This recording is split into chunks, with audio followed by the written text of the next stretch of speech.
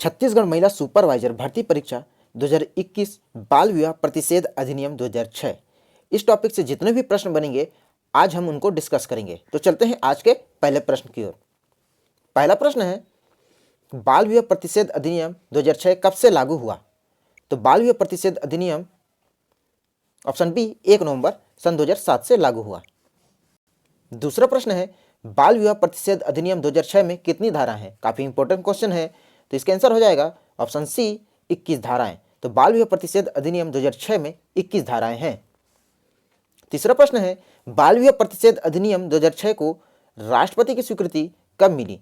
तो बाल विवाह प्रतिषेध अधिनियम 2006 को राष्ट्रपति की स्वीकृति ऑप्शन ए 10 जनवरी 2007 को मिली।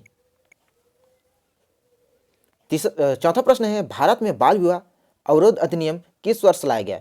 देखिए यहाँ पर अवरोध लिखा है, अवरोध प्रतिषेध इन सभी का अर्थ एक ही होता है। तो बाल विवाह प्रतिषेध अधिनियम 1929 में लाया गया भारत में पहली बार शारदा एक्ट के तहत। बाल विवाह प्रतिषेध अधिनियम निम्न में से किस पर लागू होता है? तो बाल विवाह प्रतिषेध अधिनियम जम्मू कश्मीर राज्य के निवासियों पर, पांडिचेरी संघ के क्षेत्र के रण सेनाओं पर, भारत से बाहर तथा भारत के सभी नागरिकों पर यह बाल विवाह प्रतिषेध अधिनियम 2006 लागू होता है। भारत में निम्न में से कौन सा बाल विवाह का मुख्य कारण है? तो भारत में बाल विवाह का कारण है अशिक्षा, गरीबी, असुरक्षा की भावना। ये तीनों बाल विवाह का कारण है। सातवां प्रश्न है, बाल विवाह प्रतिषेध अधिनियम 2006 में बालक से कौन अभिप्रेत है? अभिप्रेत का आशय भूत प्रेत से नहीं बल्कि अभिप्रेत का अर्थ होता है संबंधित। तो बाल विवाह प्रतिषेध अधिनियम 2006 में बालक से कौन संबंधित है? ऑप्शन ए 21 वर्ष से कम आयु का पुरुष, ऑप्शन बी 18 वर्ष से कम आयु की नारी, ऑप्शन सी उपरोक्त ए एवं दो दोनों। तो इसका सही आंसर हो जाएगा ऑप्शन सी उपरोक्त ए एवं दोनों। यदि पुरुष की आयु 21 वर्ष से कम है और नारी की आयु 18 वर्ष से कम है तो बाल विवाह प्रतिषेध अधिनियम 2006 के अंतर्गत आएंगे। यदि पुरुष की आयु 21 वर्ष से अधिक है, यह जानते हुए भी वह 18 वर्ष से कम आयु की बालिका से विवाह करता है तो वह किस श्रेणी में आएगा? तो इसका सही जो आंसर होगा ऑप्शन बी बाल विवाह की श्रेणी में। यदि पुरुष की आयु 21 वर्ष से अधिक है और युवती की आयु 18 वर्ष से कम है तो वह बाल विवाह की श्रेणी में आएगा। नौवां प्रश्न है, यदि कोई व्यक्ति बाल विवाह संपन्न कराता है तो उसे कितने वर्ष का दंड दिया जाएगा? ऑप्शन ए 2 साल का कारावास, ऑप्शन बी 1 लाख जुर्माना, ऑप्शन सी दोनों।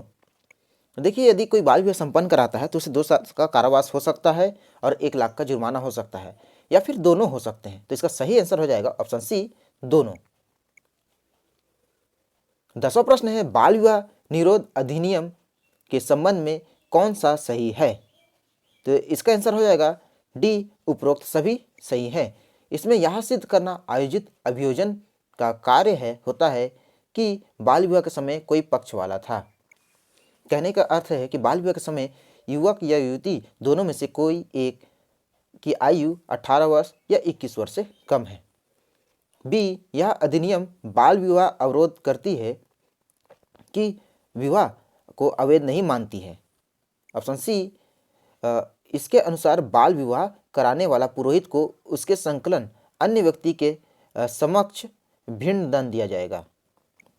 मतलब बाल विवाह जो संपन्न कराने वाला पुरोहित है, पुजारी है, उसके लिए अलग दंड का प्रावधान किया गया है। तो इसका सही आंसर हो जाएगा उपरोक्त सभी। 11वां प्रश्न है, बाल विवाह प्रतिषेध अधिनियम 2006 की किस धारा के अनुसार बाल विवाह शून्यकरण माना जाएगा? कहने का आशय यह है कि अगर किसी परिस्थितियों में बाल विवाह संपन्न हो चुका है और इसकी जानकारी वहाँ के अधिकारियों को नहीं हुई है, बाल विवाह अधिनियम के प्रतिषेध अधिकारियों को नहीं हुई है, तो धारा 3 के अनुसार वह शून्यकरण माना जाएगा, यानी निरस्त माना जाएगा पूर्ण रूप से। बाल विवाह प्रतिषेध अधिनियम 2006 के बाल विवाह से जन्मा यह गर्भहित बालक सभी प्रयोगों के लिए समझा जाएगा। यह प्रीवियस ईयर क्वेश्चन में पूछा भी गया है, एग्जाम में पूछा भी गया है। तो इसका सही आंसर हो जाएगा धर्माज। यदि बाल विवाह से जन्मा हुआ कोई बालक किसके अधीन आएगा? तो धर्मज, यानी वह धर्म के अधीन आएगा। शारदा एक्ट का संबंध किससे है? तो शारदा एक्ट का जो संबंध है ऑप्शन सी बाल विवाह अधिनियम से। निम्न में से कौन बाल विवाह से संबंधित है? तो बाल विवाह से संबंधित है राय साहिब हरबिलास शारदा। इन्हीं के प्रयासों से भारत में पहली बार 1929 में शारदा एक्ट या बाल विवाह अधिनियम लाया गया था, जिसका 2006 में बाल विवाह प्रतिषेध अधिनियम कर दिया गया।